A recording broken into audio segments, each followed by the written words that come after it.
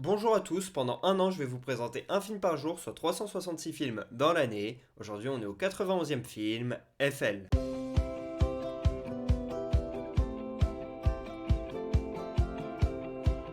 Eiffel est un film sorti en 2021, réalisé par Martin Bourboulon. Il raconte l'histoire de la création de la Tour Eiffel, un projet lancé par Gustave Eiffel. Et ce Gustave, il est interprété par Romain Duris, un acteur qui a été nommé 6 fois au César mais qui n'a jamais gagné. On le connaît notamment pour Molière et De battre mon cœur s'est arrêté. À côté de lui, on a Emma Mackey, une actrice qui s'est fait connaître dans Sex Education.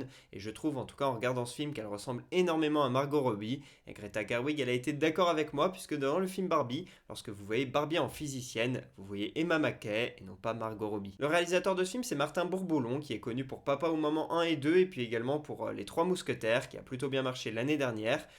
Au scénario, on a Caroline Bongrand, qui a travaillé pendant des années sur ce scénario justement. Et à la musique, on a Alexandre Desplein, une pointure, qui a travaillé ces dernières années sur Asteroid City, sur Barbie, comme on retrouve ce film, et puis également sur J'accuse, entre autres. Le film, il a été nommé 3 fois au César, et c'est tout à fait logique. Pour les costumes, les effets visuels et les décors, il y a eu un travail monstre pour reconstituer le Paris de l'époque sans la Tour Eiffel. C'est assez fou le travail qui a été fait sur ce film. Par contre, le budget, il a été plus de 20 millions de dollars, notamment pour tout ça, et il en a rapporté que à peine 10, donc il n'est pas du tout rentable, il est largement déficitaire, et c'est bien dommage. Si je vous parle de ce film aujourd'hui, c'est parce que l'on fête l'anniversaire de l'inauguration de la Tour Eiffel. C'était le 31 mars 1889, il y a 135 ans jour pour jour. Et on parle beaucoup de Gustave Eiffel comme étant le grand artisan de cette création. La tour porte son nom, mais il n'était pas seul, il avait une équipe autour de lui, notamment Maurice Koechlin et Émile Nouguier, qui ont énormément aidé à ce que la tour sorte de terre.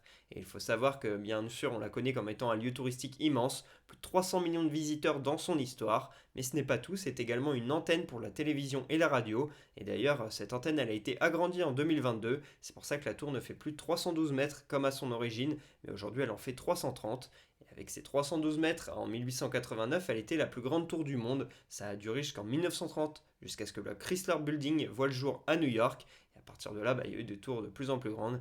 Aujourd'hui, c'est la Burj Khalifa qui domine le monde.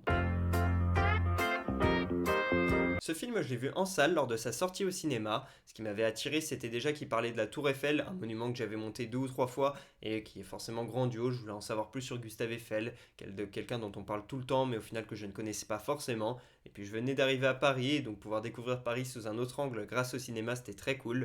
Et ce film, j'ai vu au Grand Rex. C'est la seule fois de ma vie que je suis allé dans ce cinéma-là, le plus mythique finalement de France, que j'entendais parler depuis ma province natale et dans lequel je n'avais jamais été. Bon, c'était pas dans la grande salle, c'était dans une salle annexe, mais c'était quand même très très cool. Et personnellement, par contre, ce n'est pas mon cinéma préféré. J'aime beaucoup la Filmothèque du quartier latin et également le cinéma des écoles. Il me fait penser à un cinéma de Los Angeles hollywoodien, et donc j'aime beaucoup.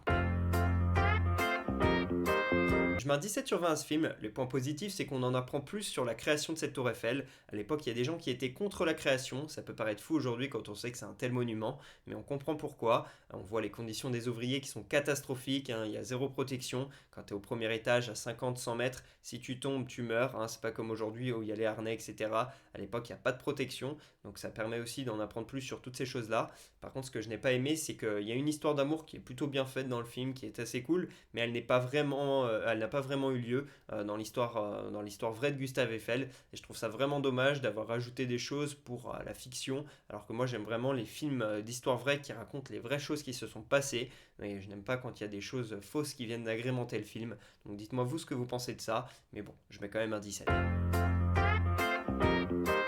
Première anecdote, le film il aurait pu être réalisé par Ridley Scott, mais il a décidé de se retirer du film parce qu'il ne voulait pas faire un film qui avait un quelconque lien avec la réalité et quelque chose qui a vraiment eu lieu. Et c'est vrai que sur la Tour Eiffel, il y a un peu tout qui a été dit et c'était compliqué de l'aborder sous un nouvel angle, mais pendant plus de 20 ans, le film il est passé entre les mains de plusieurs cinéastes, notamment Luc Besson, et également entre les mains de plusieurs acteurs comme Gérard Depardieu et Vincent Cassel, avant que ce soit Romain Duris et Martin Bourboulon qui soient acteurs et réalisateurs du film. Deuxième anecdote, le tournage du film Eiffel a été interrompu et repoussé à cause du Covid. Ça a dû être difficile pour toute l'équipe et c'est ça aussi qui a causé une hausse du budget du film, mais heureusement il a pu sortir quand même avec un léger retard. Troisième anecdote, Martin Bourboulon il a déclaré s'être inspiré de Damien Chazelle dans First Man pour faire ce film, notamment pour montrer un homme qui a une conquête qui le dépasse, qui est vraiment supérieur à tout, et il a également été inspiré par James Cameron pour représenter une histoire d'amour.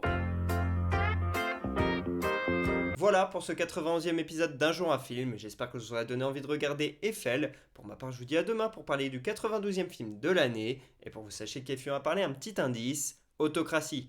Dites-moi en commentaire sur quel film on va parler. À demain.